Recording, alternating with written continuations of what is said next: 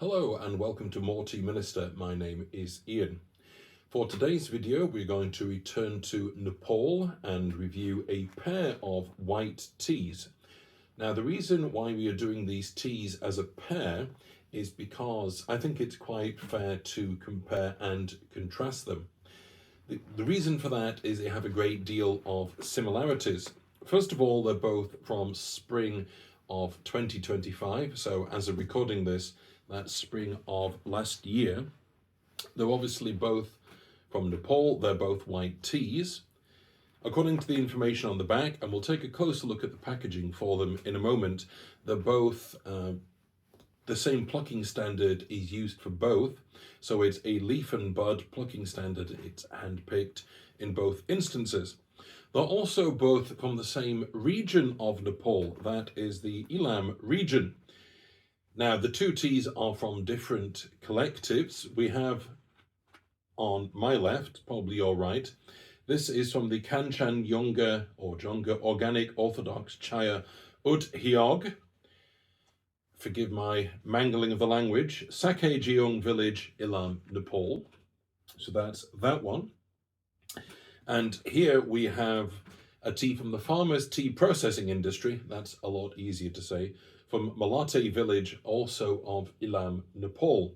In both instances, it's small stakeholders, family farms working together. So the reason why I want to review these as a brace is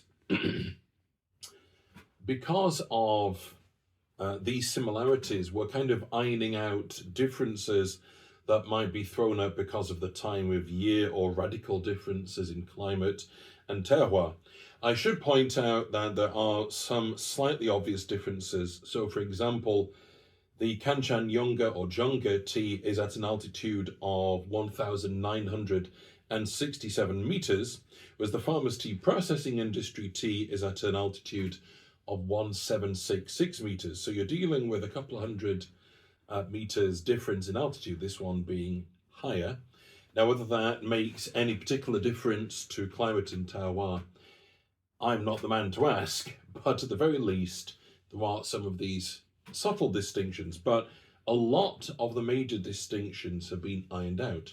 So what we're going to do is we're going to take a quick look at the packaging together. The reason for that is the packaging is largely the same, other than one or two details in the back of the packages about the particular producers. Nonetheless, I think it's fair that we take a quick peek and then we will get on with reviewing the teas in part 3.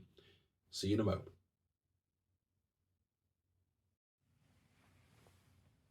Hello again. Here we are looking at the packaging for our white tea, or one of the two white teas. I feel comfortable in just showing you the front of one of the packets because they are essentially the same.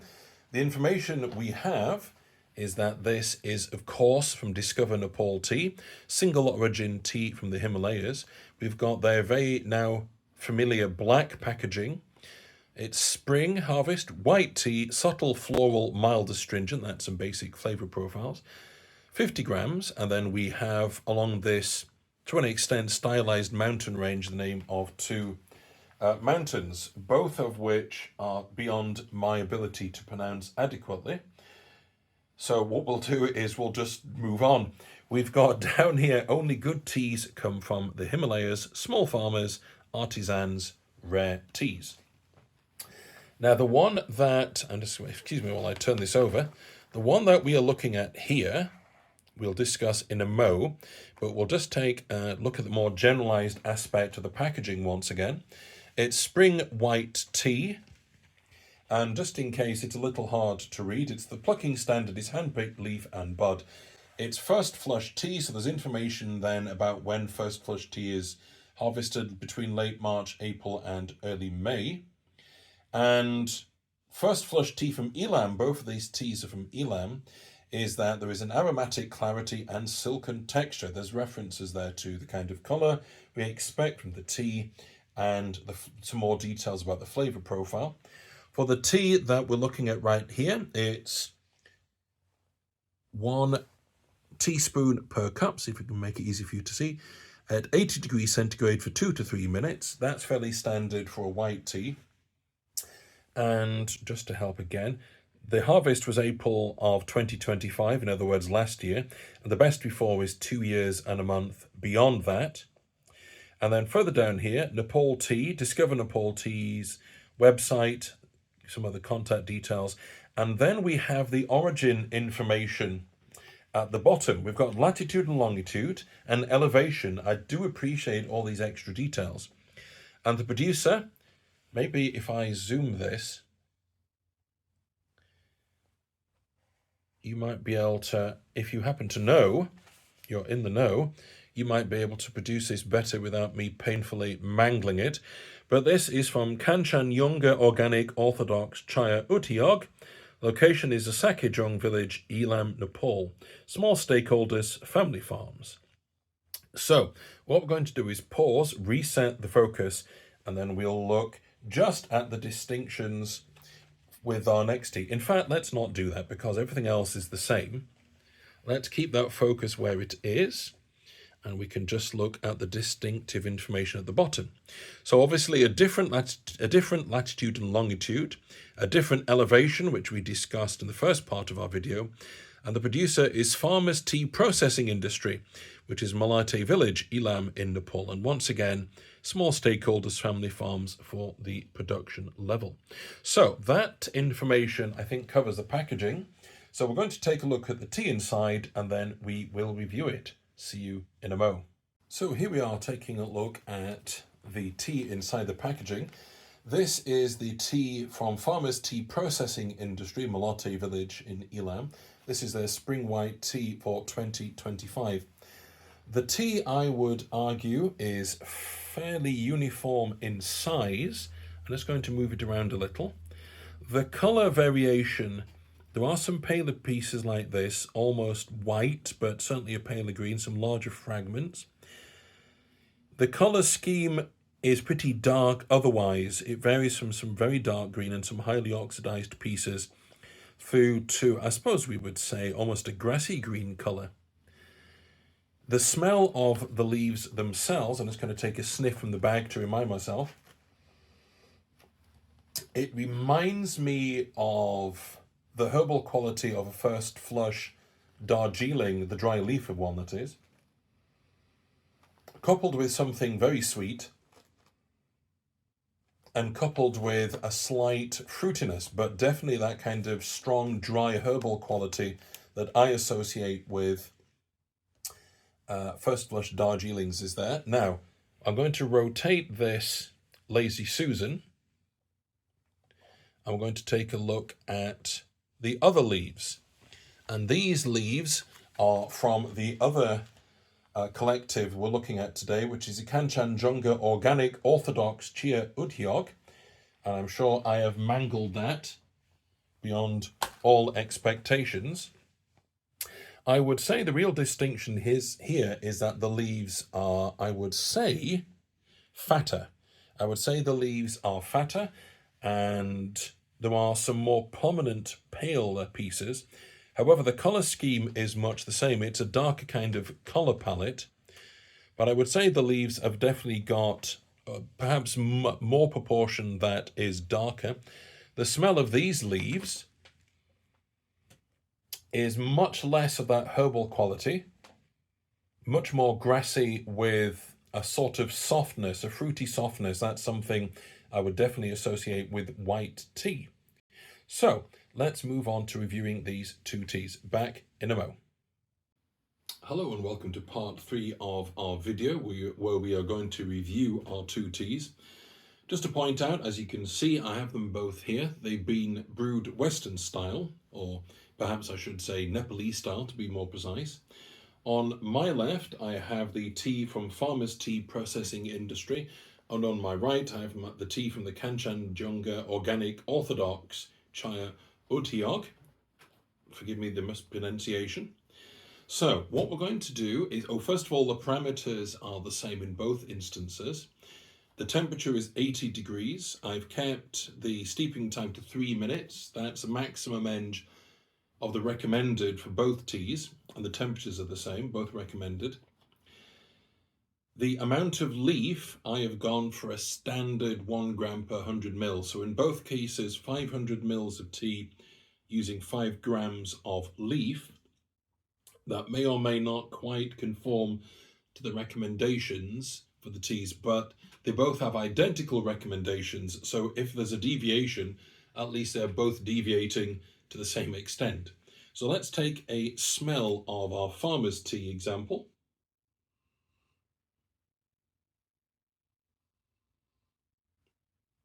There's a very deep sweetness there. As it was brewing, it was almost sort of marshmallowy. It's very sugary. There's some fruit, but it's a sort of a stewed fruit quality to it. Very deep. It's almost puddingy, but without coming across as too rich. Some of them have been so intensely rich, it doesn't have that, just a sort of a puddingy sweetness and fruitiness. And this side, there's more of a grassy edge to that. It's not herbal, just a kind of grassy, slightly vegetal note, still sweet. If that was a pudding, it would be more sort of fresh fruit rather than anything cooked or stewed. So let's try a taste of the farmer's tea processing industry example. This is spring of 2025, as is this one. On the cup, a general sweetness, still some of that fruit.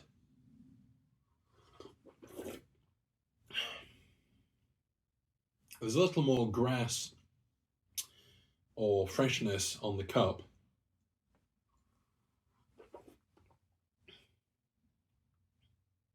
But still, beg your pardon, still that slightly mellow cooked fruit quality. Let's take a touch more. Excuse me.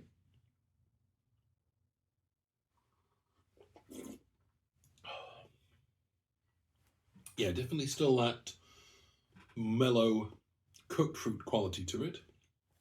Now let's try this one, the Kanchajunga or younger.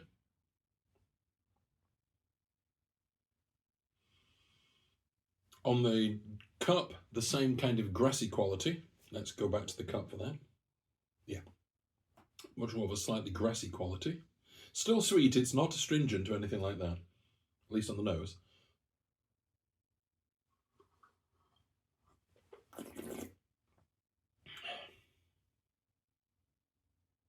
Very smooth. Definitely got that herbal grassy quality, but there's still a lot of rich fruit in there. So I'm going to go back and take another sample the way I did with that one.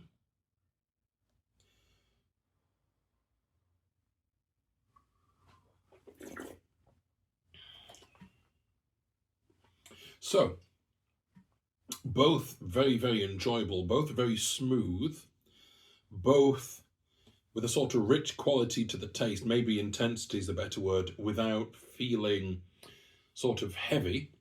They're both refreshing. This one is more mellow, and it has that mellowness comes out as the fruit tastes a little cooked, more mellow. This one, it's fresh, it's herbal, it's grassy, there's still fruit in there, but the fruit is fresh rather than cooked. Now what I didn't do was compare the colours. That colour is, depending on your angle, oh that's pretty good, gold with a slight sort of bronze quality to it. There's very intense yellow along with the gold. This side more of a sort of a lemon yellow. I think that's fair to say. And just one last sip of both just to collect my thoughts, and then we'll finish off.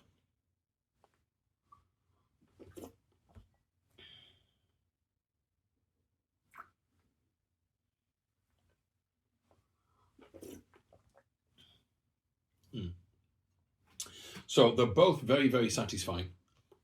I would be hard pressed if I had to go with one or the other to say this rather than that. They have different qualities. As I say, this one, neither of them are in your face. as some of these have been, in a good way, just massive intensity. They're not like that. This one is softer, a cooked fruit, not necessarily ripe fruit, but a cooked fruit, and it's softer and it's fruity. This one is, there's more freshness, there's a bit of herb in there, and some grassiness, and the fruit is more of a kind of a fresh fruit quality. So this one's not sharper or tangier, but fresher, let's put it this way. They've both got an excellent mouthfeel. They are both satisfying without feeling rich and sort of heavy or anything like that. Are they both readily available? That's another qualifier. Well, I would always, when I'm recommending tea from a vendor, to urge, if you're interested in either of these, to go to the original vendor. But Nepalese tea is becoming more and more available, and that includes white teas. I've rather enjoyed being able to try two different teas from the same harvest, the same plucking standard, and the same region of Nepal, and from the same year, so all these different variables. And I hope it's pointed out that they can be these differences, whether it's cultivar, which may or may not be the case, but it's certainly likely to be these subtle differences in processing and terroir. So, it's not too hard to get hold of, I shouldn't think. Do go to the vendor, who, in the case of these classic black packaging, is Discover Nepal Tea in both cases. It's easy to brew, as you've seen from here, and I can recommend both of them for different reasons. So from me, that is a hearty recommendation on all three counts, and all that remains for me to say is happy steeping and God bless.